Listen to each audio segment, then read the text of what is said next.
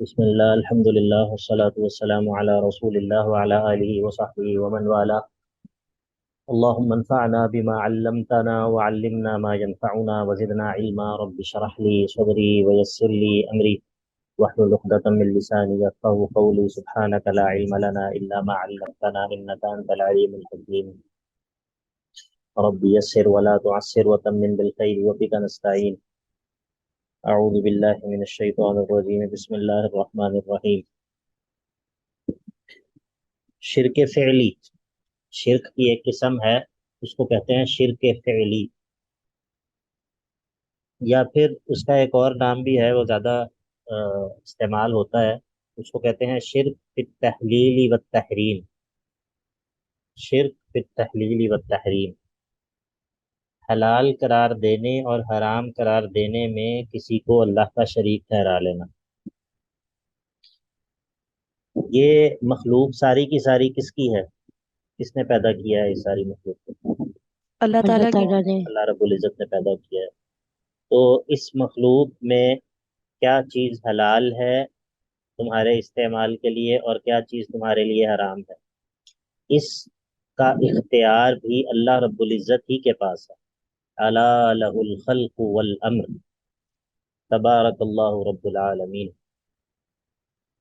تو اگر کوئی انسان اللہ تعالیٰ کے علاوہ کسی اور کو مستقل یہ حیثیت دیتا ہے کہ وہ مستقل بذات، یعنی کہ اللہ تعالیٰ سے مستقل، ان سے ہٹ کر وہ بھی اپنی طرف سے کسی چیز کو حلال قرار دینے اور حرام قرار دینے کا اختیار رکھتا ہے، تو اس نے اس کو اللہ کا شریک ٹھہرا دیا ہے.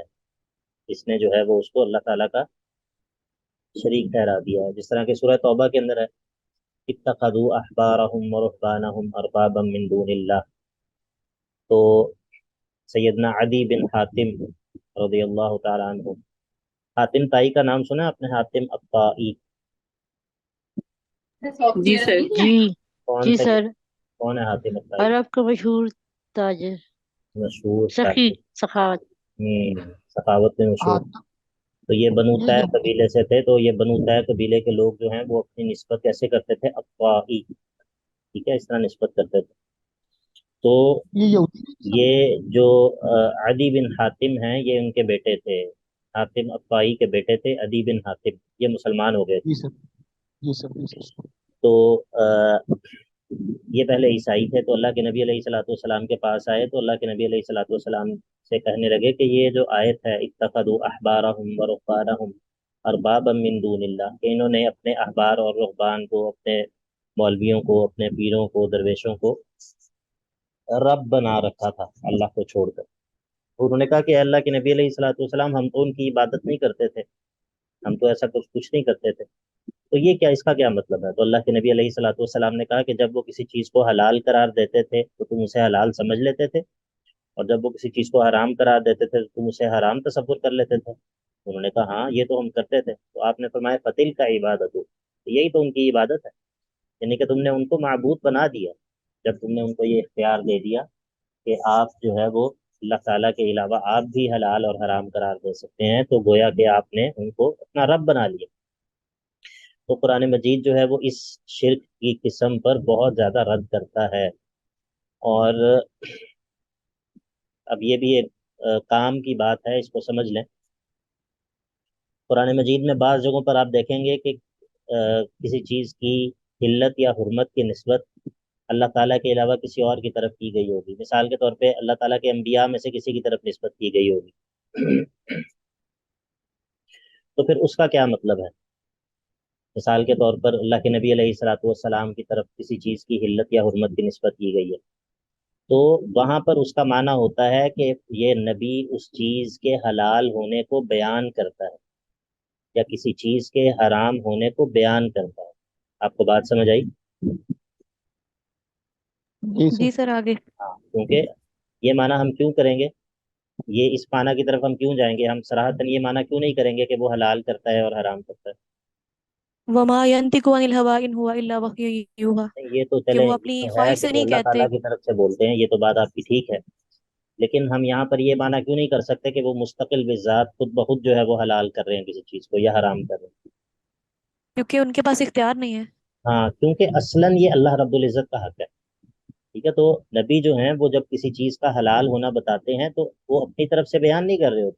वो उस चीज़ का उस यानी कि टेक्निकली वो उस चीज़ को हलाल वो नहीं कर रहे, वो उस चीज़ का हलाल होना बयान कर रहे हैं। ठीक है, वो बता रहे हैं कि अल्लाह ने इस चीज़ को हलाल किया। और बाज़ दफ़ा ऐसा होता है कि किसी जगह पर हुर्मत का लफ्ज़ इस्तेमाल होता है, लेकिन उससे हुर्मत लुग़वी मुराद होती है, हुर्मत शरई मुराद नहीं होती। हुर्मत लुग़वी मुराद होती है, हुर्मत शरई मुराद नहीं होती। आपको बात समझ आई या नहीं आई? मिसाल के तौर पे अल्लाह ताला कुरान पाक में कहता है कि मूसा अलैहिस्सलाम को जब उनकी वालदा ने पानी में फेंक दिया और वो फिरौन के दरबार में पहुंच गए। अब वो दूध पिलाने वालियां जो थीं वो उनको दूध पिलाने की कोशिश करती थी, लेकिन वो दूध नहीं पीते थे। तो अल्लाह ताला कहता है वहर्रमना अलैहिल मरादिअ, हमने दूध पिलाने वालियों को उस पर हराम कर दिया। तो यहाँ पर अब मूसा अलैहिस्सलाम जो छोटे से बच्चे हैं उनके ऊपर हलाल या हराम के अहकाम का इतलाक हो सकता है? गोद में जो बच्चा होता है उसके ऊपर इतलाक होता है इसका या शबाब? नहीं, नहीं। नहीं होता ना। तो फिर क्या मतलब है इसका, किस तरह उन पर हराम कर दिया? यानी वो नहीं पी सकेंगे। हाँ, यानी कि उनको रोक दिया उस। मना कर दिया। हाँ, मना कर दिया। तो यहाँ पर हुर्मत शरई मुराद नहीं है, बल्कि हुर्मत लुगवी मुराद है। समझ आ गई? जी सर, आगे। बहरहाल ये जी सर।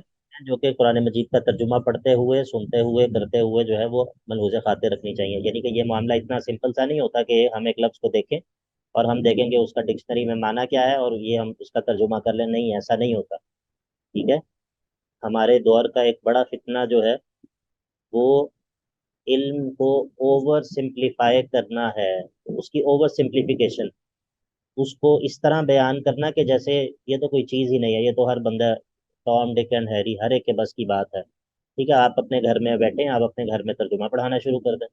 आप अपने घर में बैठे हैं, आप अपने घर में हदीस पढ़ानी शुरू कर दें।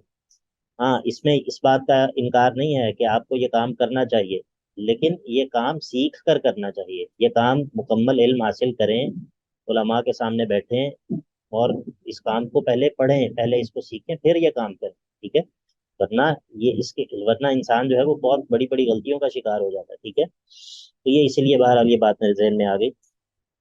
तो शिरक फ़ैली या शिरक फिर तहलीली व तहरीम ये होता है कि इंसान क्या करे, हिल्लत और हुर्मत का इख्तियार अल्लाह ताला के अलावा किसी और को दे दे। तो अब अल्लाह रब्बुल इज़्ज़त उसका रद्द कर रहा है। या अय्युहन्नासु, ए लोगो, कुलू मिम्मा फिल अर्दि हलालन तय्यिबा, कुलू मिम्मा फिल अर्दि हलालन तय्यिबा। क्या माना है इसका? कुलू मिम्मा फिल अर्दि हलालन तय्यिबा। कि पाक और साफ चीजें खाओ जो हलाल की गई हैं। और मिम्मा फिल अर्दि, जो कुछ जो जमीन में है। जमीन पे जो कुछ जमीन पे हलाल और पाक चीजें उनमें से खाओ। हम्म, तो वो सारी की सारी चीजें आप खा सकते हैं? हलाल चीजें। खा सकते हैं सारी की सारी हलाल चीजें? नहीं सर, यहाँ पे अमर का सीगा जो है वो मुबाह के लिए है, वजूद के लिए इबाहत नहीं है। के लिए है, इबाहत के लिए है। यानी कि यहाँ पर जो है वो मतलब ये है कि जो भी जमीन के अंदर हलाल और तैयब चीजें हैं उनके हलाल होने का एतकाद रखो, उनको हलाल समझो। ठीक है, मतलब खाना तो वाजिब नहीं है ना, मतलब ये जरूरी है कि जमीन के अंदर जितनी भी हलाल और तैयब चीजें हैं वो सब की सब आप जरूर खाएं? ये पॉसिबल भी नहीं है ना। यानी खाने की इजाजत है। यहाँ पर मतलब सिर्फ खा इजाजत सकते का हैं। माना नहीं है, यहाँ पर यह है कि तुम उनको हलाल समझो। ठीक है, उनको हलाल समझो मतलब यह है कि उनको हराम मत समझो। जिन चीजों को अल्लाह ताला ने हलाल किया है उनको हलाल समझो, ये एतकाद रखो कि हम उनको खा सकते हैं। ठीक है, जी। तो कुलू मिम्मा फिल अर्दि हलालन तय्यिबा, और वला तत्तबिउ खुतुवात शैतान, शैतान के फुटस्टेप्स, शैतान के कदमों की पैरवी मत करना। किस चीज में? हलाल को हराम करार देने में या हराम को हलाल करार देने में। अच्छा, ये दोनों चीजें जो है, हलाल को حرام کو حلال قرار دینا یہ کیسا ہے، جرم ہے یا نہیں؟ جی سر جرم ہے۔ دونوں ہی جرم ہے۔ دونوں ہی جرم ہے، لیکن یہ ہمارے مذہبی لوگ جو ہیں یہ ایک کام تو اس میں سے بہت زیادہ کرتے ہیں اور دوسرا کام جو ہے وہ اس سے ڈرتے ہیں، وہ کام نہیں کرتے۔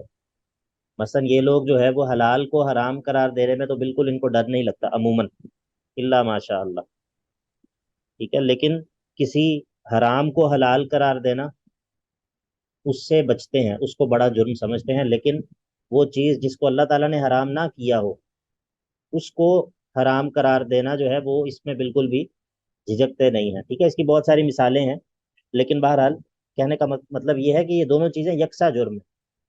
اگر ایک چیز کو اللہ رب العزت نے حرام قرار نہیں دیا تو آپ اس کو حرام قرار مت دیں۔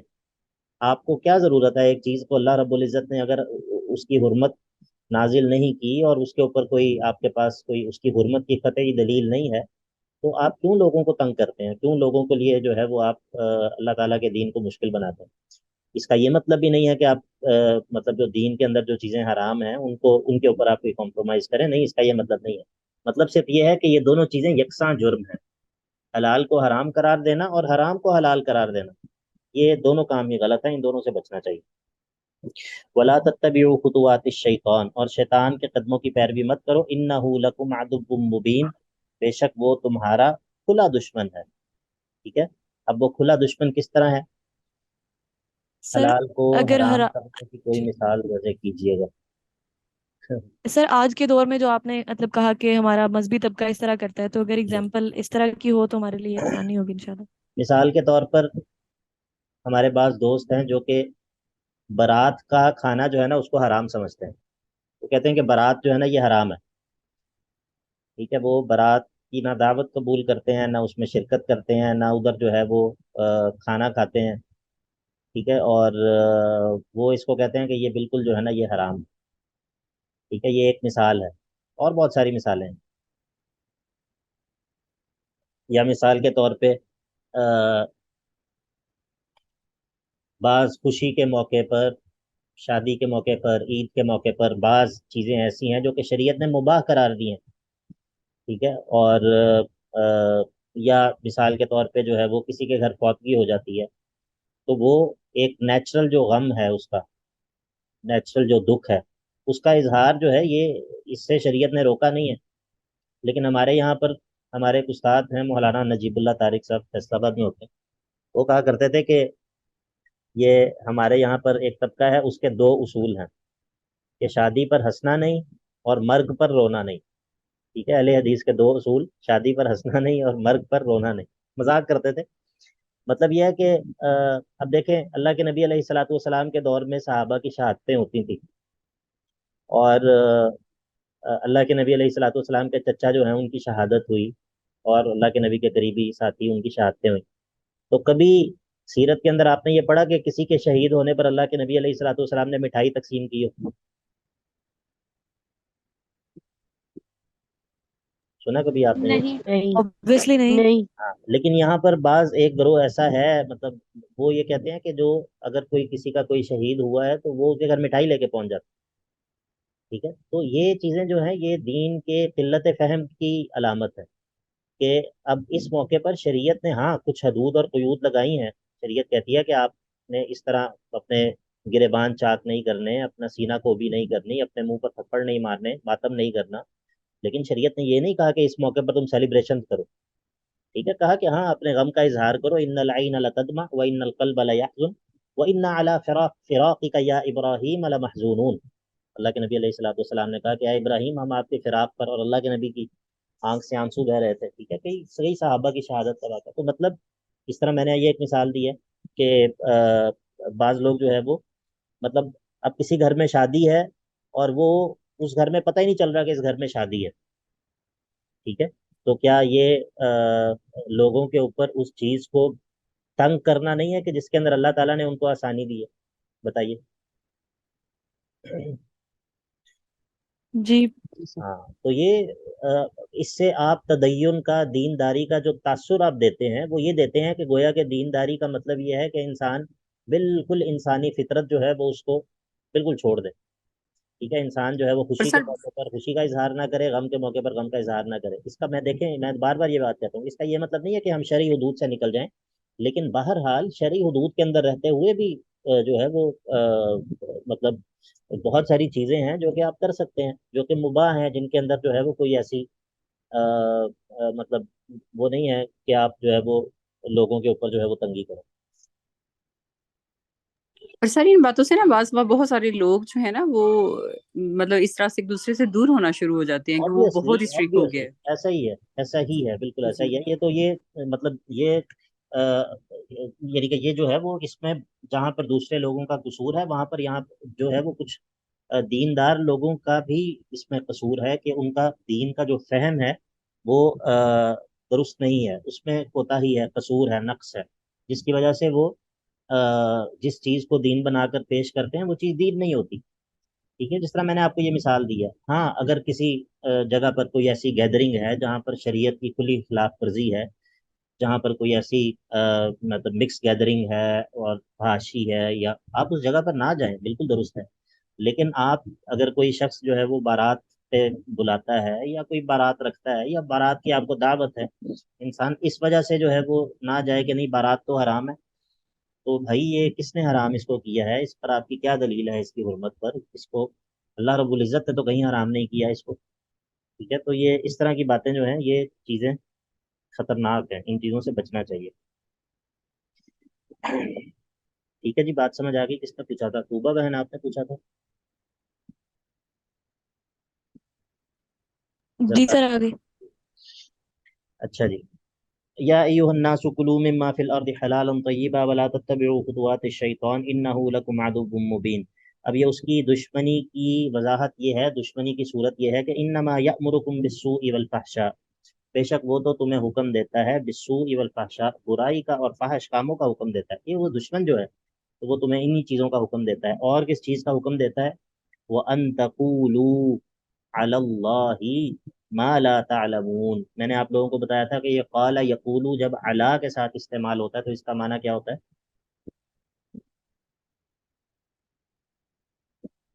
قال یقول جب علا کے سر جب ساتھ اللہ کے ساتھ استعمال ہوتا ہے تو جھوٹ باندھنے کے بارے جھوٹ میں. باندھنے کے معنی میں ہوتا ہے. بارک اللہ فیک. اب آپ کو کچھ کچھ چیزیں یاد ہو گئی ہیں ماشاءاللہ.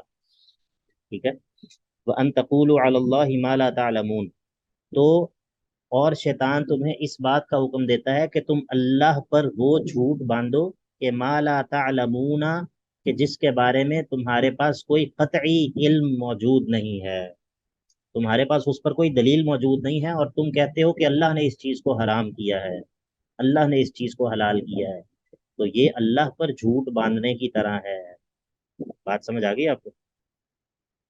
اسی لیے دین کے بارے میں بات کرنا، دین کے بارے میں اپنی رائے دینا، جس طرح لوگ جو ہے وہ سوالوں کے جوابات دیتے ہیں، اور جو ہے وہ جس طرح ہمارے انجینئر صاحب علیہ ما علیہ وہ ہیں، پچھلے دنوں انہوں نے فرمایا کہ جو بھانجی اور بھتیجی ہے اس کی بیٹی سے نکاح جو ہے وہ کیا جا سکتا ہے. کیونکہ اس کا تو باپ ڈفرینٹ ہوتا ہے، تو اس سے شادی کرنے میں کیا ممانعت ہے؟ اور وہ قرآن پاک کے اندر جو آیت ہے سورہ نساء میں، اس کے اندر بھانجی اور بھتیجی کا تو ذکر ہے، اس کی اولاد کا تو ذکر ہی نہیں ہے. پھر جب ایک ہفتہ ان کے اوپر صحیح لوگوں نے جو ہے وہ تنقید کی، تو پھر ایک ہفتے کے بعد انہوں نے رجوع کر لیا. تو یہ دین کے بارے میں بات کرنا، اللہ تعالیٰ کے دین کے بارے میں اپنی رائے دینا، حلال اور حرام کی بات کرنا، یہ کوئی چھوٹی ذمہ داری نہیں ہے. یہ کوئی ایسا نہیں ہے کہ آپ کے منہ میں جو آیا آپ نے کہہ دیا اور اب آپ کو کوئی پوچھنے والا نہیں ہے. نہیں، ایسا نہیں ہے. اس کے اوپر جو ہے وہ انسان کے رونگٹے کھڑے ہو جانے چاہیے. اللہ کے بارے میں کوئی بات کرنا جو ہے یہ بہت ذمہ داری کی بات ہے، اور علماء ایسا ہی کرتے ہیں. ہم نے بڑے بڑے علماء کو بھی دیکھا ہے، ان کے بارے میں سنا اور پڑھا بھی ہے کہ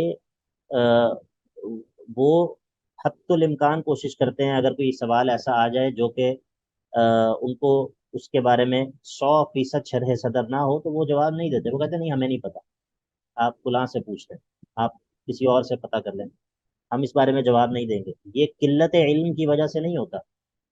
ایک ہوتا ہے جاہل شخص جو قلت علم کی وجہ سے انکار کرتا ہے، یہ قلت علم کی وجہ سے نہیں ہوتا، یہ کثرت علم کی وجہ سے ہوتا ہے. کہ جب کوئی شخص کسی مسئلے کے بارے میں اس کو پتہ ہوتا ہے کہ بھئی اس مسئلے کے اندر یہ آراء بھی ہیں، اس رائے کے یہ دلائل ہیں، ایک دوسری رائے یہ ہے، اس رائے کے یہ دلائل ہیں، ایک تیسری رائے یہ ہے، اس رائے کے یہ دلائل ہیں۔ اب وہ شخص جو ہے وہ اس وجہ سے کسی ایک رائے پر فتویٰ دینے سے احتیاط کرتا ہے، وہ ڈرتا ہے کہ بھائی میں حتی الامکان میں کوشش کروں کہ میں اس چیز سے بچوں۔ تو جو حقیقی علماء ہوتے ہیں وہ اس چیز کو سمجھتے ہیں کہ اللہ کے بارے میں بات کرنا، کسی چیز کا حلال حرام جائز ناجائز یہ بات کرنا، یہ کوئی چھوٹی بات نہیں ہے، یہ بہت بڑی ذمہ داری ہے، ٹھیک ہے۔ تو اسی لیے انسان کو اس سے بہت زیادہ ڈرنا چاہیے۔ ابن قیم رحمہ اللہ کی ایک کتاب ہے، اس کا نام ہے الاعلام الموقعین، اعلام الموقعین عن رب العالمین۔ اس کا مطلب یہ ہے کہ وہ لوگ، ان لوگوں کے بارے میں خبرداری کرنا، ان لوگوں کے بارے میں بتانا جو سائن کرتے ہیں، سگنیچر کرتے ہیں، توقیع کہتے ہیں سگنیچر کو، الموقعین سگنیچر کرنے والے جو ہیں، عن رب العالمین اللہ رب العالمین کے بہاف پر جو لوگ سگنیچر کرتے ہیں، یہ کون لوگ ہوتے ہیں؟ صرف فرشتے ہوں گے؟ یہ کہاں پر سگنیچر؟ علماء نہیں، علماء۔ علماء ہوں گے، جی سر۔ مفتی جو ہوتا ہے، ٹھیک ہے، مفتی جب لکھتا ہے کہ یہ اس چیز کا یہ حکم ہے، اللہ نے اس چیز کو حلال کیا ہے، اللہ نے اس چیز کو حرام کیا ہے، یہ رشتہ آپ کے لیے حلال ہے، یہ رشتہ آپ کے لیے حرام ہے، اس وراثت کی تقسیم ایسے ہوگی، اور نیچے وہ سائن کرتا ہے، تو یہ کس کا حکم بتا رہا ہے؟ وہ اللہ کا۔ اللہ کا حکم بتا رہا ہے، ٹھیک ہے۔ تو یہ کوئی ایسی بات ہے کہ جو انسان بس جو ہے وہ بس بیٹھے اور اپنی طرف سے جو بھی، نہیں، یہ ایسی بات نہیں ہے۔ انسان کا جو ہے وہ انسان کے اوپر لرزہ طاری ہو جانا چاہیے اللہ کے دین کے بارے میں کوئی بات کرتا ہے، ٹھیک ہے۔ یہ کوئی چھوٹی ذمہ داری نہیں ہے۔ یہ بات میں اسی لیے تکرار کے ساتھ کر رہا ہوں کیونکہ آج کے دور کے اندر یہ بیماری بہت زیادہ عام ہو چکی ہے، اور آج کے دور کے اندر اللہ کے دین کے بارے میں بات کرنا یہ مطلب ایک بالکل ایک آسان بات سمجھ لی گئی ہے، حالانکہ یہ بات آسان نہیں ہے، یہ بہت بڑے جرائم میں سے ہے۔ اسی لیے یہاں پر اللہ تعالیٰ نے ذکر کیا کہ شیطان جو ہے وہ تمہیں اس بات کا حکم دیتا ہے کہ ان تقولوا علی اللہ ما لا تعلمون، کہ تم اللہ کے بارے میں وہ جھوٹ باندھو، اپنی طرف سے بات کہو کہ جس کا تمہیں کوئی یقینی دلیل تمہارے پاس موجود نہیں ہے۔ اب مشرکین جو ہے وہ اپنے اس شرک پر کیا دلیل دیتے ہیں؟ فلاں چیز کو ہم حلال سمجھتے ہیں، فلاں چیز کو حرام سمجھتے ہیں، ان سے کہو کہ بھائی اس کو کس نے حلال کیا ہے، اس کو کس نے حرام کیا ہے، تو وہ کہتے نہیں، ہمارے بڑے جو ہیں وہ یہی سمجھتے تھے، ہمارے بڑے بھی اس چیز کو حلال یا حرام ہی سمجھتے تھے۔ تو وَإِذَا قِيلَ لَهُمْ، جب ان سے کہا جاتا ہے اتبعوا، اتباع کرو، ما انزل الی ما انزل اللہ، اس چیز کی اتباع کرو جس کو اللہ نے نازل کیا ہے، تو قالوا، وہ کہتے ہیں نہیں نہیں، ہم اس کی اتباع نہیں کریں گے، بل نتبع ما الفینا علیہ آباءنا، ہم تو اس چیز کی اتباع کریں گے جس پر ہم نے اپنے بڑوں کو پایا ہے۔ ہمارے بڑے جس چیز کو حلال کہتے تھے ہم اس کو حلال کہیں گے، جس کو وہ حرام کہتے تھے اس کو ہم حرام کہیں گے۔ یہ ما انزل اللہ جو ہے اس کی بات ہمارے ساتھ مت کرو۔ تو اللہ تعالیٰ فرماتا ہے کہ کیا یہ اپنے بڑوں کی اتباع کریں گے؟ اولو کان آباؤہم لا یعقلون شیئا ولا یہتدون، اگرچہ ان کے بڑے جو ہیں وہ نہ عقل رکھتے ہوں نہ ہی ہدایت یافتہ ہوں، کیا یہ تب بھی ان کی اتباع کریں گے؟ ٹھیک ہے، تو اگر وہ عقل نہیں رکھتے تھے، اگر وہ مہتدی نہیں تھے، ہدایت پر نہیں تھے، ہدایت یافتہ نہیں تھے، تو پھر ان کی اتباع کرنا تو یہ تو بے وقوفی ہے۔ اس کا مطلب یہ ہے کہ آپ کے بڑے اگر چاہے وہ خونی رشتہ ہو، چاہے وہ ویسے بڑے ہوں جیسے علماء ہیں، تو اگر وہ ہدایت یافتہ ہوں تو ان کی بات مانی جا سکتی ہے، ٹھیک ہے۔ اولو کان آباؤہم لا یعقلون شیئا ولا یہتدون، اگر وہ ہدایت پر ہوں، اور ظاہر ہے کہ وہ اس صورت میں اپنی رائے نہیں بتائے گا، جو عالم جو ہے وہ آپ اس سے سوال کریں جس کے علم پر، جس کے دین پر، جس کے تقویٰ پر آپ کو اعتماد ہو، تو ظاہر ہے کہ وہ آپ کو اللہ اور اس کے رسول کا حکم بتائے گا، وہ بتائے گا کہ اس مسئلے کے اندر شریعت کا حکم یہ ہے۔ تو جب آپ اس کی رائے کو فالو کریں گے تو یہ اپنے بڑوں کی اتباع اس معنی میں نہیں ہے جس کی قرآن مذمت کرتا ہے، ٹھیک ہے۔ بات سمجھ آ گئی یا نہیں آئی؟ جی شیخ۔ اب ایک مثال ذکر ہوتی ہے، وَمَثَلُ الَّذِينَ كَفَرُوا كَمَثَلِ الَّذِي يَنْعِقُ بِمَا لَا يَسْمَعُ إِلَّا دُعَاءً وَنِدَاءً۔ ترجمے والا قرآن کس کس نے کھولا ہوا ہے؟ اس کے پاس ہے ترجمے والا قرآن؟ ہے تو ہے شیخ صاحب، لیکن کھولا نہیں ہوا۔ کھولا کس نے ہوا؟ میں ہاں حذیفہ بھائی ذرا اس آیت کا ترجمہ سنائیے گا، اور یہ بھی بتائیں کہ کس کا ترجمہ ہے۔ شیخ یہ ترجمہ تو صلاح الدین یوسف ہے۔ ہاں چلیں پڑھیں ذرا، کیا ترجمہ ہے اس کا؟ وَمَثَلُ الَّذِينَ كَفَرُوا كَمَثَلِ الَّذِي يَنْعِقُ بِمَا لَا يَسْمَعُ إِلَّا دُعَاءً وَنِدَاءً۔ اور جن لوگوں نے کفر کیا ان کی مثال اس شخص کی سی ہے جو اس جانور کو پکارتا ہے جو پکارنے اور چلانے کے سوا کچھ نہیں سنتا۔ وہ بہرے، گونگے اور اندھے ہیں، اس لیے وہ عقل نہیں رکھتے۔ اچھا جی، یہ صلاح الدین یوسف صاحب نے۔ اور کس کے پاس کسی اور کا ترجمہ کھلا ہے؟ استاد میرے پاس ہے ڈاکٹر اسرار احمد کا، جی ترجمہ بتائیے، کیا ترجمہ کیا انہوں نے؟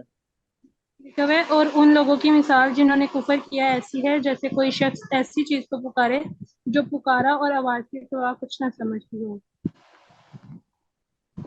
اچھا، اور کسی کے پاس ہے کوئی ترجمہ؟ نکت ہاشمی کا ترجمہ نہیں کھولا ہوا کسی نے؟ مجھے ہی کھولنا پڑے گا۔ مودودی صاحب کا، نکت ہاشمی کا۔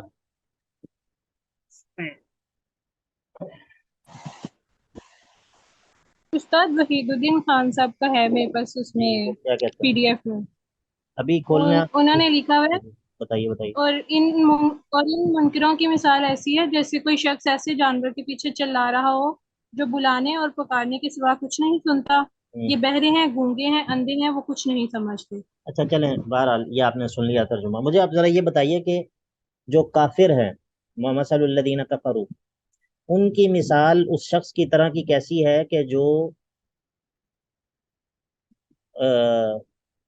پکار رہا ہے جانوروں کو، جو جانور اس کی بات جو ہے وہ سمجھ نہیں سکتے۔ یہ دونوں ان کا کس طرح مثال بنتی ہے؟ مثال کی کیا وضاحت کیا ہے؟ سمجھ نہیں آئی۔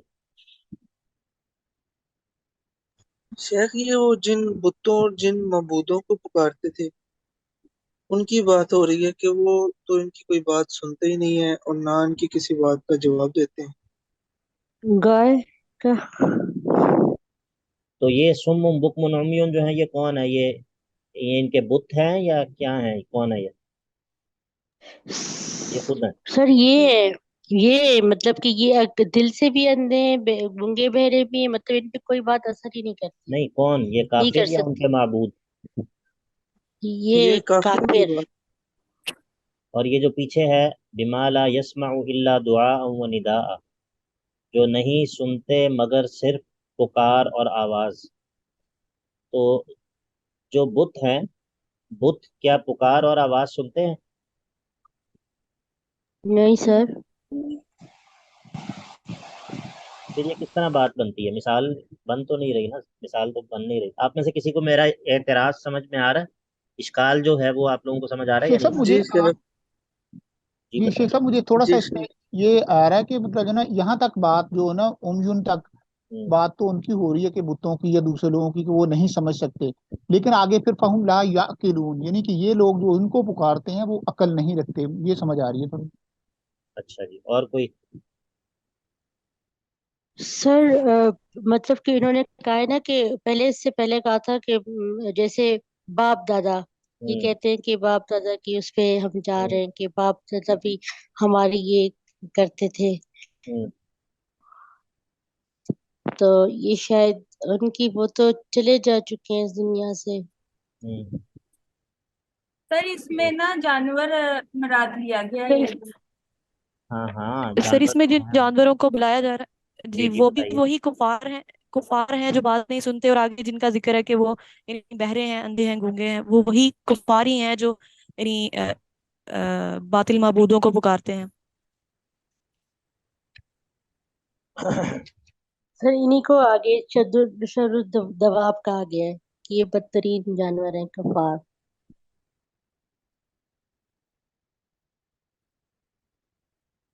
اچھا جی، یہ اصل میں ہمارے مشائخ جو اس کا ترجمہ کرتے تھے، ہمارے اساتذہ، وہ بات جو ہے نا وہ دل کو لگتی ہے، اور اس سے جو مثال ہے نا وہ پوری طرح سمجھ میں آ جاتی ہے۔ میں آپ کے سامنے رکھتا ہوں، اب آگے آپ کی مرضی ہے، اگر آپ کو پسند آئے تو آپ اسے مان لیں، لیکن بات جو ہے وہ تو دل کو لگ جاتی ہے۔ ٹھیک ہے، وہ یہ ہے کہ یہ مثال پیچھے والی آیت کے اندر کیا کہا، وَإِذَا قِيلَ لَهُمُ اتَّبِعُوا مَا أَنزَلَ اللَّهُ، جب ان سے کہا جاتا ہے کہ اس چیز کی پیروی کرو جس کو اللہ نے نازل کیا ہے۔ یہ ہے یا پچھلی آیت میں یا نہیں ہے؟ جی جی ہے۔ تو مطلب یہ ہے کہ ایک شخص جو ہے وہ ان کافروں کو دعوت دیتا ہے کہ بھائی اس چیز کی اتباع کرو جس کو اللہ نے نازل کیا ہے، ایک شخص جو ہے وہ ان کافروں کو دعوت دیتا ہے. یہ جو مثال ہے یہ اس شخص کی مثال ہے جو کہ کافروں کو دعوت دینے والا ہے. اصل میں عبارت اس طرح ہے کہ وَمَثَلُ دَاعِ الَّذِينَ كَفَرُوا، اس داعی کی مثال جو کہ ان کافروں کو دعوت دیتا ہے وہ مثال ایسے ہے کہ کَمَثَلِ الَّذِي يَنْعِقُ، اس چرواہے کی طرح کہ جو آواز دیتا ہے بِمَا لَا يَسْمَعُ إِلَّا دُعَاءً وَنِدَاءً، ان جانوروں کو کہ جو نہیں سمجھتے مگر صرف آواز اور جو پکار ہے وہ. اب جب چرواہا جانوروں کو جب آواز دیتا ہے، جانور اس کی آواز سنتے ہیں یا نہیں سنتے؟ بتائیے. سنتے ہیں. سنتے تو جی ہیں. سنتے ہیں لیکن سمجھتے نہیں ہیں، سمجھتے مطلب نہیں ہیں، ٹھیک ہے. اسی لیکن طرح رسپونڈ نہیں کر یہ سکتے. داعی جو ہے جی رسپونڈ تو کرتے ہیں، رسپونڈ تو کرتے ہیں، وہ آواز دیتا ہے وہ سارے جانور اکٹھے ہو جاتے ہیں. آپ نے شاید کبھی چرواہے دیکھے نہیں ہوں گے اصل میں. وہ جو جانور ہوتے ہیں وہ ان کی بات کا رسپونڈ بھی کرتے ہیں، ٹھیک ہے، لیکن وہ ان کی بات کی حقیقت کو نہیں سمجھ سکتے. اسی طرح یہ داعی جو ہے جب یہ کافروں کو دعوت دیتا ہے، انہیں کہتا ہے کہ بھائی اللہ نے جو نازل کیا اس کی اتباع کرو، تو یہ کافر بھی اس کی یہ بات تو سنتے ہیں لیکن اس کو سمجھنے کی صلاحیت نہیں رکھتے. سمجھنے کی صلاحیت کیوں نہیں رکھتے؟ اس کی وجہ یہ ہے کہ سمن، وہ بہرے ہیں، حق کو سننے سے بہرے ہو چکے ہیں گویا کہ. بکمن، حق کو بولنے سے گویا کہ بہرے گونگے ہو چکے ہیں. امیون، حق کو دیکھنے سے اندھے ہو چکے ہیں. فہم لا یعقلون، تو وہ بالکل بھی عقل جو ہے وہ کر ہی نہیں سکتے. بتائیے بات اب کچھ سمجھ آئی یا نہیں، پسند آئی یا نہیں بات؟ جی شیخ. ہاں، جی آگئی سر. اس طرح مثال جو ہے وہ سیدھی ہو جاتی ہے، مثال بن جاتی ہے اس طرح کہ یہ مثال جو ہے اس داعی کی ہے جو کہ کافروں کو دعوت دے رہا ہے. تو اس کی مثال جو ہے وہ اس طرح ہے جس طرح ایک چرواہا جانوروں کو آواز دے رہا ہے. اب اس کی آواز تو سن رہے ہیں لیکن اس کی بات سمجھنے کی صلاحیت نہیں رکھتے. ٹھیک ہو گیا؟ سمجھ آ گیا یا نہیں؟ سر جی لیکن سر. جب وہ دعوت دے رہے ہیں تو وہ کیسے اس کی بات نہیں سن سکتے؟ نہیں، سن تو رہے ہیں لیکن سمجھ نہیں سکتے. جی جی ٹھیک ہے، وہ سمجھ آ یہ وہی ہے نا، جس طرح وہ جانور جو ہے وہ چرواہے کی آواز سنتے تو ہیں لیکن اس کا معنی کیا ہے، مفہوم کیا ہے، اس کو سمجھنے کی صلاحیت نہیں رکھتے. اسی طرح یہ کفار جو ہیں وہ اس داعی کی بات سن تو رہے ہیں بظاہر، لیکن اس کی حقیقت تک پہنچنا اور اس کو قبول کر لینا اور اس پر لبیک کہہ دینا، یہ چیز ان کے لیے بہت مشکل ہے، ممکن نہیں ہے ان کے لیے. جی طوبہ کوئی سوال ہے؟ نہیں سمجھ آ گئی. چلیں بارک اللہ فیک. تو یہ یعنی کہ یہ اس آیت کے اندر اکثر جو ہے وہ مختلف میں نے تراجم دیکھے ہیں لیکن مزہ نہیں آیا کوئی. بہرحال یہ ہمارے شیخ کی جو مشائخ جو کرتے ہیں ترجمہ، یہ بات دل کو لگتی ہے، واللہ اعلم. ومثل الذين كفروا كمثل الذي ينعق بما لا يسمع الا دعاء ونداء صم بكم عمي فهم لا يعقلون. اب جو ہے وہ خطاب عام کے بعد خطاب خاص ہے. پیچھے کیا کہا تھا؟ یا ایھا الناس، جہاں سے ہم نے سبق شروع کیا وہاں پر کہا تھا یا ایھا الناس. اب یہاں پر ہے یا ایھا الذین آمنوا، تو کہا یا ایھا الذین آمنوا کلوا من طیبات ما رزقناکم، اے ایمان والو ان پاکیزہ چیزوں کو کھاؤ کہ جن کو ہم نے تمہیں جو ہے وہ ہم نے عطا کیا ہے. اور تمہارا نعمتوں کو درست طریقے سے استعمال کرنا بھی اللہ کی عبادت کرنے کی طرح ہے، اور یہ اللہ کی شکر گزاری میں سے ہے کہ نعمتوں کا درست طریقے سے استعمال کرو. تو وشکروا للہ، اور اللہ ہی کے لیے شکر گزار بندے بنے رہو. ان کنتم ایاہ تعبدون، اگر تم اسی کی عبادت کرتے ہو. اس کے بعد جو ہے وہ اللہ تعالیٰ بتائے گا کہ چلو اللہ تعالیٰ کے غیر کو تو تم نے حلال اور حرام کا اختیار نہیں دینا، اب میں تمہیں بتاتا ہوں کہ میں نے کن چیزوں کو حرام کیا ہے. یہاں پر اللہ تعالیٰ بڑے بڑے 4 محرمات کا ذکر کرے گا. وہ چیزیں جو کہ تمام ادیان میں حرام ہیں، یہ اصول المحرمات ہیں. یعنی کہ ایسا نہیں ہے کہ صرف یہی چیزیں حرام ہیں، ان کے علاوہ ہر چیز جو ہے وہ کائنات میں حلال ہے، نہیں. یہ حرمت والی جو چیزیں ہیں ان میں سے جو بڑی بڑی چیزیں ہیں ان کا ذکر ہے. انما حرم علیکم المیتۃ والدم ولحم الخنزیر، اور تو کچھ نہیں مگر ہم نے حرام صرف یہ کیا ہے، ہم نے تم پر صرف یہ حرام کیا ہے، المیتۃ والدم، مردار اور خون، اور ولحم الخنزیر، خنزیر کا گوشت، اور وما اہل بہ لغیر اللہ، اور وہ چیز جس پر غیر اللہ کا نام پکارا جائے، غیر اللہ کے نام پر جس کو جو ہے وہ ذبح کیا جائے. یہ بڑی بڑی وہ 4 چیزیں ہیں کہ جن کو ہم نے حرام کیا ہے۔ اچھا یہاں پر ہے انما، انما جو ہے یہ کلمہ حصر ہے۔ کلمہ حصر کا مطلب یہ ہوتا ہے کہ صرف یہ چیز، اس کے علاوہ کچھ بھی نہیں۔ بات سمجھ آئی آپ کو؟ جی سر سر۔ آگے۔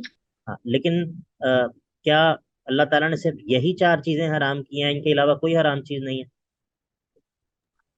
نہیں سر، اور بھی ہیں۔ تو پھر یہ انما کا کیا مطلب ہے؟ جو ہوگی وہ پیچھے آیاتیں ہوں گی۔ جی یہ ہائی لائٹ کی ہیں۔ نہیں وہ تو ٹھیک ہے، لیکن یہاں پر کہا انما حرم علیکم، اور کچھ نہیں، بس یہ ہم نے تم پر حرام کیا، اللہ نے تم پر یہ حرام کیا۔ کلمہ حصر اور ہے نا۔ ہو سکتا ہے اس سے مراد یہ ہو کہ جو باقی جو چیزیں حرام کی ہیں وہ اسی کے انڈر آتی ہوں گی۔ ہوں چلیں ابھی 1 منٹ سے کم رہ گئے۔ کفار ان کو حلال کرتے ہیں، کفار جو ہے وہ کفار ان کو بارک اللہ، یہ دیتے ہیں اچھا زیادہ، جواب اس ہے، لیے یہ اچھا مسلمان۔ جواب ہے، بارک اللہ فیک۔ اچھا جی، یہ اصل میں ایک ہوتا ہے حصر اضافی۔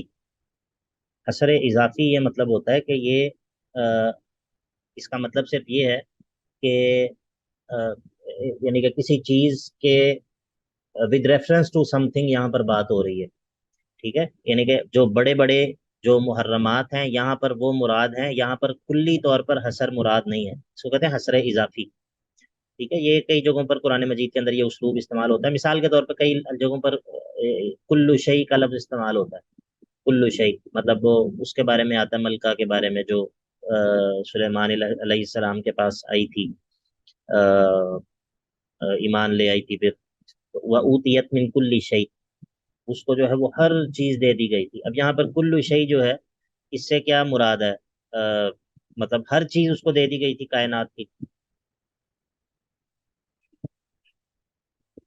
کیا مطلب ہے سلطنت، اس کا کیا مطلب ہے وَأُوتِيَتْ مِن كُلِّ شَيْءٍ؟ اس کو جو ہے وہ ہر چیز دے دی گئی تھی۔ بڑی بڑی چیزیں دی گئی ہیں۔ مطلب یہ ہے کہ جو ضرورت اس کی کو ہر چیز چاہیے ہے، تھی۔ ہاں ضرورت کی ہر چیز، بارک اللہ فیک، بارک اللہ فیک، ٹھیک ہے۔ تو اب یہاں پر کوئی بندہ کہ نہیں کلو شیء کا مطلب ہے کہ اسے ہر چیز، اس کو داڑھی بھی تھی اس کی، ٹھیک ہے، تو اس کی داڑھی تو نہیں تھی نا، داڑھی تو حالانکہ کلو شیء کے اندر تو آتی ہے، ٹھیک ہے۔ تو باقی مطلب یہی ہے کہ اسی طرح یہ یہاں پر جو ہے حصر اضافی ہوتا ہے، یہ حصر کلی نہیں ہوتا۔ تو یہاں پر جو ہے وہ اللہ تعالیٰ نے جو بڑی بڑی چیزیں ہیں وہ بیان کی ہیں، اور پھر جو ہے وہ اس میں سے رخصت بیان کر دی کہ فمن اضطر، جو مجبور کر دیا جائے، ہاں غیر باغ، نہ ہی وہ حد سے تجاوز کرنے والا ہو، نہ ہی وہ چاہنے والا ہو اس حرام کو، ولا عادن، اور نہ ہی حد سے تجاوز کرنے والا ہو، تو فلا اثم علیہ، ہاں اس پر گناہ نہیں ہے۔ ایک بندہ جو ہے وہ ایسی جگہ پر پھنس گیا ہے کہ جہاں پر اگر وہ ان چیزوں میں سے کوئی چیز استعمال نہیں کرے گا تو وہ بالکل مر جائے گا، موت کے منہ میں پہنچ جائے گا۔ تو اگر واقعتاً ایسی صورت ہے کہ اس کے بغیر وہ بالکل موت کے اندر چلا جائے گا، کسی صحرا میں ہے، کسی سفر میں ایسی جگہ پہ ہے جہاں پر کوئی حلال چیز میسر نہیں ہے، نہ حلال چیز تک پہنچنے کا کوئی ذریعہ ہے، تو وہ جو ہے وہ اس حرام چیز کو استعمال کر سکتا ہے، لیکن استعمال کتنا کر سکتا ہے؟ اب یہ اس مردار کی بریانی بنا کے کھائے گا؟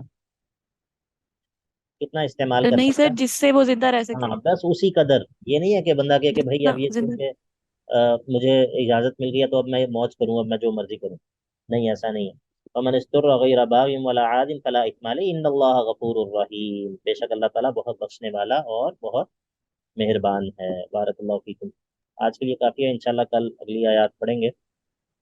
سر گفتگو جیسے جی حضرت آدم علیہ السلام کے بارے میں اللہ تعالیٰ نے کہا کہ ان کو مطلب ہر چیز کے نام سکھا دیے گئے تھے، ہوں تو یہاں پر بھی یہی حصر ہے۔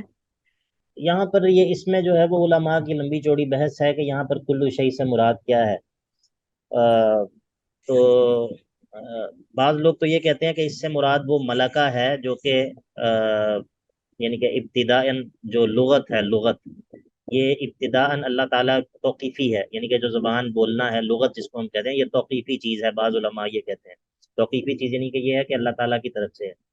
تو بعض لوگ کہتے ہیں کہ اس سے مراد ہر چیز کا نام ہے، حتی القصعۃ والقصیع، مفسرین لکھتے ہیں کہ یہاں تک کہ بڑا پیالہ اور چھوٹا پیالہ، ان کا جو ہے نام ہے نا، وہ بھی ان کو جو ہے وہ اللہ رب العزت نے سکھا دیا۔ لیکن بہرحال اس میں علماء نے بڑی بات کی ہے کہ یہاں پر وعلم آدم الاسماء کلہا، یہاں پر کس کلہا سے کیا مراد ہے، ٹھیک ہے، لیکن یہ ہے کہ یہ حسر اضافی والا جو مسئلہ ہے یہ آگے آئے گا سورۃ الانعام کے اندر، میرا خیال ہے سورۃ الانعام کے اندر بھی آئے گی آیت اس طرح کی، انما حرم قل انما حرم ربی قل تعالوا اتل ما حرم ربکم علیکم، نہیں یہ نہیں، بہرحال وہ آگے آتی ہے، ایک اور جگہ پر بھی آیت آتی ہے، وہاں پر بھی اسی طرح ہے، تو یہ بات ہے، ٹھیک ہے۔